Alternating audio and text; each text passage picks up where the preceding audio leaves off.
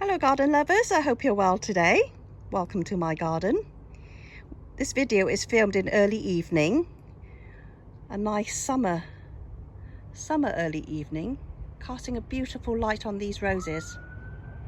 This one here is Princess Alexandra of Kent and on her second flush. Look how beautiful she is. Lots and lots of blooms. Doing so well this year. Look at this spray. Wow. Some of the little bit over, but so healthy and beautiful this year. Really, really lovely. This one here is Scepter d'Isle. Really gorgeous rose. Lots of buds on this second flush. Very deep, strong myrrh fragrance. Lots of blooms, and I've deadheaded quite a few already. Oop, that light is not good. This is Scepter d'Isle. Next to that we have the most gorgeous colour of Munstead wood. Wow. The deepest, richest velvety purple red. Beautiful colour. Unfortunately discontinued and quite healthy this year. Really good growth this year. This one here is Ebb Tide. I'm going to show you something that's really quite unusual. We're going to look at that. Look at that short tiny stem. Look at that. It's like someone cut it off and stuck it in the soil. It's the shortest cane I've ever seen with blooms. Absolutely no leaves, just a few buds. That's crazy. It's like someone stuck it on. This is, oh, that's a better colour. There you go. This is Ebb Tide. Very much like Twilight Zone. Sometimes I do get it confused too. And here, I'll show you some of my beautiful cuttings. This one here is a cutting, I think, of a very old David Austin rose called Sharifa Asma. And we have a cutting of Chandos Beauty. These are all cuttings that I've taken. And this long one here looks like it's Rose Laguna. See all that growth coming out, wow. And this one here is very long. Of course, is Bathsheba. And I have a cutting of the lovely Emily Bronte. Gorgeous rose. Gorgeous. And another discontinued one here. This one is my second cutting of this variety, is Shropshire Lad. Lovely, beautiful flower. You can see it's a climber, very long canes. And another cutting of this Rose Laguna. I've done quite well in cuttings this year. It's just for fun. But my family's welcome to have them. Wow. Just look at this Desdemona in this sunset light. Beautiful. Doing so well. It's a beautiful variety. And look at this spray of roses here. Wow. I think one of the best David Austin whites. Although it does have a hint of pink. It's not totally white, which is very, very gorgeous. The lovely Desdemona. Now this one here is Olivia Rose Austin. First year in my garden and doing so well. Beautiful. I do think the flowers droop a little, so I'm not keen on the droopiness of the flowers. It looks dehydrated already when it droops like that. Next to her is we have Gabriel Oak. Wow, look at those buds. The beautiful Gabriel Oak. Lovely. And one of my favorites, I love this rose. This is Meal on the Floss. Although quite lanky and relaxed habit, I do love the bloom. It is very, very pretty. And Elizabeth is showing very good growth. Hello, Elizabeth. Lovely. Flowered a lot a month or so ago. Second flush also looking great. And we have a lovely clematis here, growing with the Strawberry Hill, not in flower. One of the YouTubers did ask me to compare the blooms of, this is Olivia Rose Austin, with Ancient Mariner. They are surprisingly similar. Look at that, how similar. So one in my hand is Ancient Mariner, and this one is Olivia Rose Austin. I really could not tell. I can only say that the Ancient Mariner has a bit more purple tone, rather than the Olivia has a warmer pink tone. But honestly, they are so similar.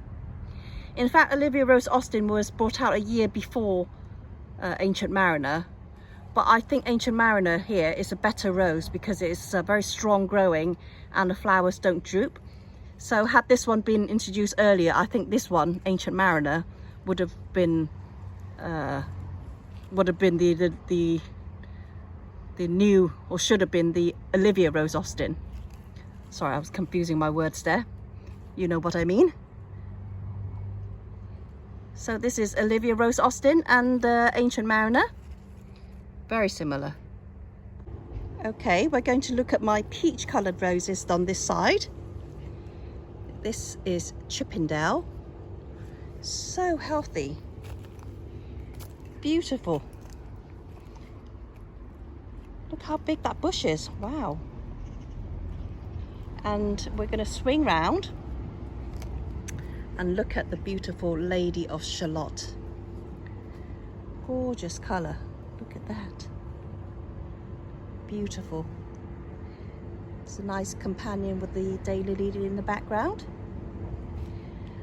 And this, although not in bloom, is unmistakably Lady Emma Hamilton. She has the most gorgeous bronzy red foliage on her second flush. Lovely. Another discontinued variety, but a very beautiful one. And we have,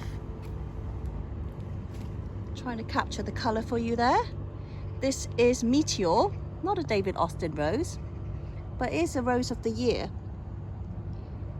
and a very healthy variety as well. Let me see if I can get the colour for you. There you go, that's the colour. This is Rose Meteor. This is the beautiful Mum in a Million, strongly fragrant and a classic rose. Very popular in the UK because it is a good Mother's Day present, also known as Millie, but it really is just a very good all-rounder rose and easy to grow. Beautiful rose, lovely pink colour, strong fragrance. And here we have a rare rose, which I've shown in my last video. This rose is called Distant Drums. Lovely kind of beigey latte colour as it ages. It starts off with this warm caramel colour with the mauve and pink outer petals. Like a colour changing rose, this one. And here we have, you could say I'm showing off, but a lot of people failed to grow their Princess Charlene of Monaco. So I'm going to show you and gloat about it. This is Princess Charlene of Monaco. Beautiful rose. Quite rare in the UK. And one here, our first year, this is the anniversary rose. This one here, anniversary rose. Got this from B&Q. And I thought the anniversary rose was Line Renaud, but this is not. But nonetheless, very beautiful and quite fragrant as well. Here is the beautiful Timeless Charisma. Strong growing rose. Beautiful rose.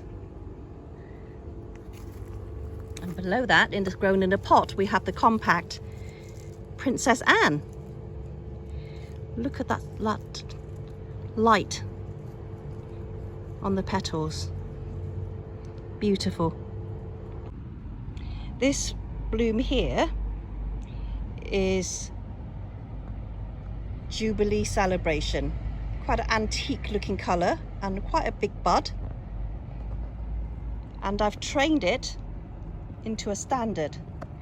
Now this is a cutting I taken about 3-4 years ago, and I thought I'd experiment because I thought I was quite good at taking cuttings and I didn't mind ruining one. So we'll see how it goes. This is Jubilee Celebration cutting trained into a standard tree. And behind that, we have another look at this lovely country parsons. A very cute little rose, very thorny, and great for any relaxed borders. Oh, the colour's not too good. This is the better colour. Here. Lovely, lovely, easy to grow rose, but very thorny. So this is a time when you can start thinking about planning for next year, looking at things that work and things that don't. I mean, this one here is Hydrangea Annabelle. It's grown far too big for this area and just like swamped everything around it. But I wanted to show you this. This is Echinops. Has blue kind of like balls. Very, very cute. And this one here, I Chelsea chopped it. Chelsea chop means in about May, you cut the growth by maybe half. And the result is many more blooms and shorter. Look at this. And I'll show you one that I didn't do. Say like this one here. This one here, I didn't do. It's very tall and lanky, and there's only about 3-4 blooms on here. Likewise, that tall lanky one at the back, I'm not quite sure whether you can see it. Here. See, it's very tall and lanky. So some plants I do recommend doing the Chelsea chop. So reduce it about half in May to get a better growing plant. Okay, I'll finish this video with a look at the gorgeous Chandos Beauty that I made into a standard. This is gorgeous, beautiful, soft apricot pink blooms. Quite big and very fragrant. Beautiful. Shines in this lovely evening light. Lovely. Well, thank you for watching. I'll see you soon.